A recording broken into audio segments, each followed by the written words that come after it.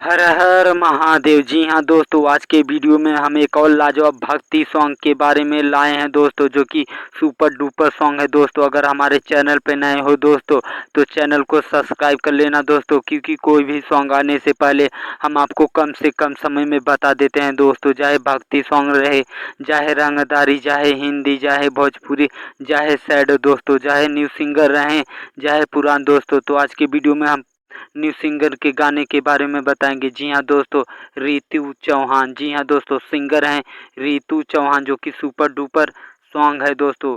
बहुत बेहतरीन और लाजवाब सॉन्ग है दोस्तों। सॉन्ग का नाम है दोस्तों दुल्हवा मोर चाहे। जी हाँ दोस्तों, जो कि भोलेनाथ से उनकी आज्ञा है दोस्तों। दुल्हवा मोर चाहे जो कि सुपर डुपर भक्ति सॉन्ग है दोस्तों, जो कि 15 जुलाई सुबह 6 बजे यूट्यूब चैनल पे आ जाएगा। जी हाँ दोस्तों, 15 जुलाई सुबह 6 बजे यूट्यूब चैनल पे आ जाएगा दोस्तों।